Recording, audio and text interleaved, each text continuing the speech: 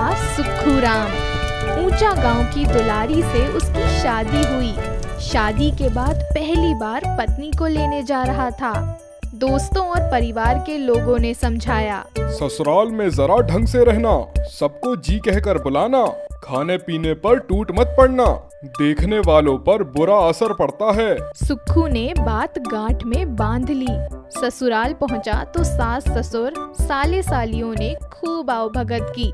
सुक्खू ने भी सबसे बड़े प्यार से बातें की। सास ससुर को अम्मा जी बाबूजी कहकर बुलाता। साले सालियों से भी बड़ी नफासत से बात करता। खाने का वक्त हुआ तो ढेरों चीजें बनकर आईं, पर सुक्खू ने सिर्फ 4 पुड़ियां खाई, बाकी खाना ऐसे ही छोड़ दिया। सास अचरज में भरकर बोली, अरे मेरा जवाई तो बस चिड़िया चुनगुन की तरह खाता है। सुक्खू को लगा, अरे वाह, इससे तो मेरी इज्जत और बढ़ गई। शाम को खाने के लिए तरह तरह के पकवान, कचौड़ियाँ और तरमाल थे। दही भल्ले भी थे जो सुक्खू को बहुत पसंद थे, पर उसने सिर्फ 2 कचौड़ियाँ खाई, बाकी खाना छोड़ दिया। ससुराल वाले अचंभे में पड़ गए। सास हंसकर बोली, मेरा जवाई तो सचमुच निराला है, निराला, एकदम पढ़े लिखे शहरी बाबू की तरह। इसी तरह एक एक कर 3 दिन बीते, पर तीसरे दिन रात होते होते सुक्खू की हालत खराब हो गई। लगा भूख के मारे जान निकली जा रही है।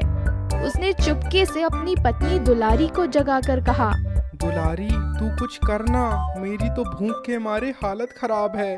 दुलारी बोली, आपको ये झूठा स्वांग करने की भला क्या जरूरत थी? अब मैं कहाँ से खाना ला कर दूं? रसोई में सिर्फ दही पड़ी है, चाहे तो चुपके से वही जाकर खा लीजिए। सुक्खू को बात जच गई। चुपके से रसोई में गया तो अंधेरे के कारण कुछ नजर नहीं आया, पर भूख तगड़ी थी तो कुछ न कुछ तो करना ही था। हिम्मत करके आगे बढ़ा तो घड़े से जा टकराया।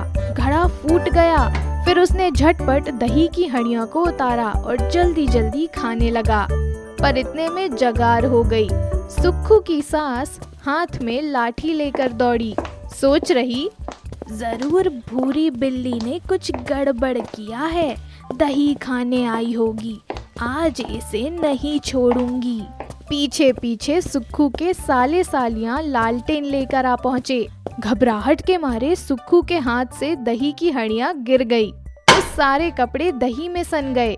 पास ही टूटे घड़े के टुकड़े पड़े थे और फर्श पर खूब पानी बिखरा था। बीच में दही से सना हुआ सुक्खू खड़ा था जैसे डब्बे का भूत। सुक्खू की सास और साले सालियों ने ये देखा तो खूब हंसे। दुलारी बेचारी शर्म से पानी पानी हुई जा रही थी। उसके बाद सास ने सुक्खू के लिए रात में ही पुरियां बनाई। उसने जम कर खाई। अब उसे झूठा स्वांग करने पर खुद ही शर्म आ रही थी।